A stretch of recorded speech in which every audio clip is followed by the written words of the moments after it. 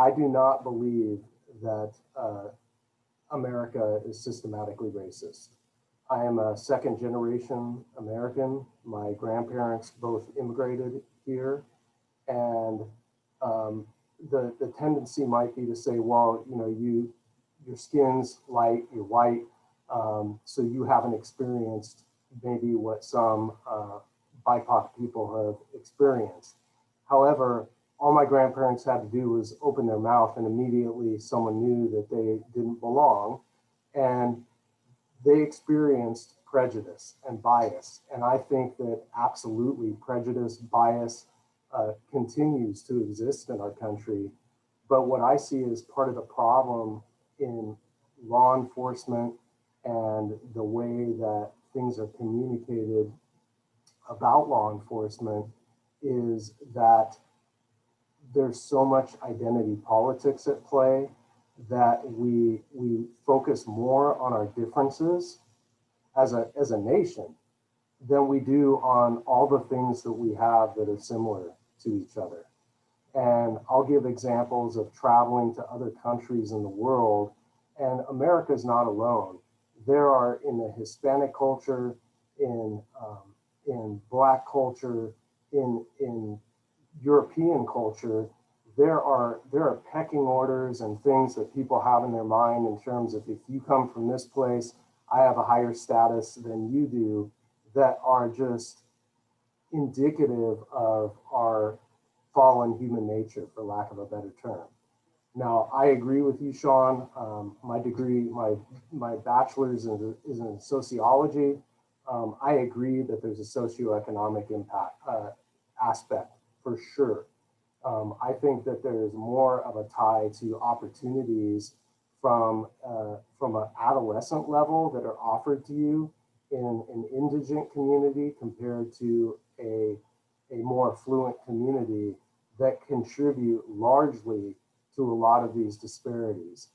And do we do an awful job in law enforcement in educating people as to the why of what we do? Absolutely, without a doubt. But I will tell you that as a white male, for lack of a better term, I've had contacts with law enforcement prior to being in law enforcement and after being in law enforcement, where I was treated horribly by the person I had a contact with. And that had nothing to do with race and everything to do with that individual. As far as JJ, I think it's very insensitive for you to say something like that. I think looking historically at who always has benefited from this country, it has been white men that have owned property. And like Sean just said, when we look at our presidents, 44 of the becoming 45 have been white men. So regardless of what you believe or regardless of what you feel to be true, at some point in time, especially as a police officer, I will hope that you have some form of sensibility to understand that saying things like that, especially when there are Black people on the calls, especially Black men, is just extremely insensitive, because I think it's just something that you may not have experienced, and it kind of like dilutes the experience of us. So I understand that you may not have meant it to be offensive, but I think you have to be very mindful of your words. And from what I heard, you're in a position of power, and it kind of frightens me that you would feel so free to say something like that without really thinking of how it would affect the people that are on this call. Thank you, Jasmine. But I do want to make it clear, whether someone says something that's offensive or not, they're still welcome to say it on this call. I don't want anyone muting themselves because they're afraid they're going to offend someone. If you hear something that is offensive to you, please do explain to us why. But at the same time, I think it's important that we know that different points of view and different perspectives exist inside and outside of law enforcement. So I want to keep encouraging people to say exactly what's on their mind and say exactly how they feel, and other folks can react to it. But please do continue to speak what you believe is your truth and how you see the world. For myself, I really want to know what JJ learned. Because we had that back and forth earlier, and I'm just really curious, and I feel like I need that closure. Well, you know, and I want to thank you for your comments, but it's not just about JJ. What did we learn from JJ? It's not just about what JJ learned or anybody else.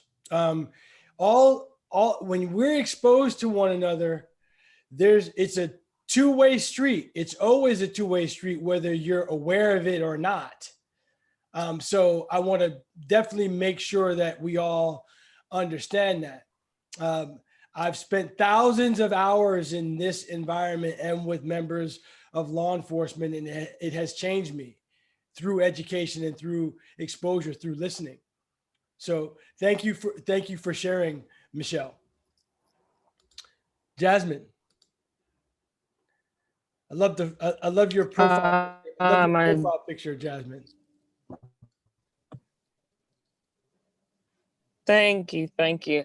I think I definitely am always appreciative because, you know, we come into these spaces with our own, you know, like biases, thinking that we're going to like change other people. But I do think getting into the breakout group with, because JJ was in my breakout group, you know, you're able to see that there's no person that you're going to agree with 100%. There's no person that you're going to disagree with 100%. And as difficult as it may be to say as someone that's like very militant about Black people in the community, you have to understand the other side.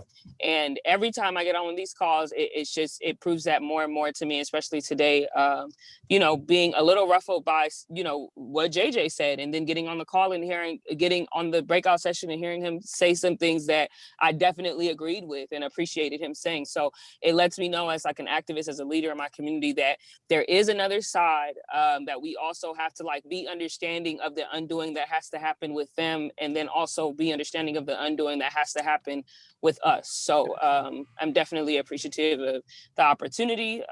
But yeah, like I said, it's hard to admit it, but you have to be understanding of both sides. As much as I don't want to say that, I will go ahead and put that in the atmosphere.